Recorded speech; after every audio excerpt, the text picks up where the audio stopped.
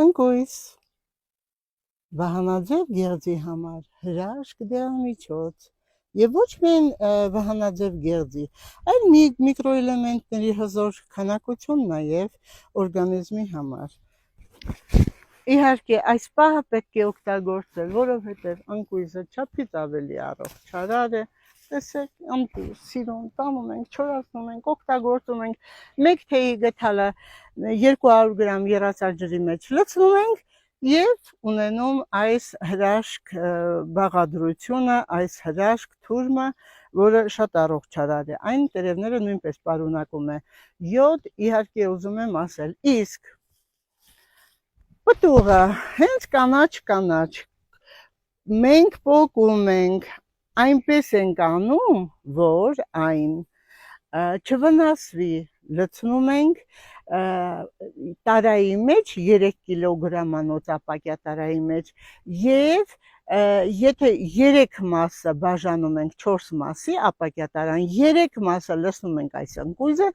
իսկ վերջի մասը լցնում ենք մեղր, ընդ որում մեղրը պետք է լինի տնական, բնական, մաքուր, մայիսյան մեղր եւ այս մեղրը թողնում ենք, իհարկե անպայման պետք է ասեմ ձեզ, պետք է նաև այս ընկույզը աղալ նախապես եւ խառնում ենք ընդամենը երկրորդ օրը այն արդեն պատրաստ է, պետք է դառնել սառցարան եւ օգտագործել 1 ճաշի գթալից ամեն առավոտյան եւ երեկոյան քնելուց 3 ժամ առաջ։ Ընդ որում ուզում եմ ասել, սոված փորին, որպեսզի իր միկրոէլեմենտները, հանքանյութերը, վիտամինները ամբողջովին լավ ծծվի մեր օրգանիզմի կողմից։ Բնությունը մեզ ստեղծել է, մեզ տվել է, մեզ նվիրել է այնպիսի նաև ծառեր, խոտաբույսեր, որպեսզի մարդը ամենաբարձրագույն էակը այս բնության ստեղծված կարողանա իր առողջությունը պահել, պահպանել եւ ասում են նույնիսկ եւ իհարկե չեմ սխալում, որ մարդը իր առողջությամբ, իր կյանքի տևողությամբ կարող է ապրել մինչեւ 120 տարի, բայց մենք ապրենք իմ շատ սիրելի ժողովուրդ 100 տարի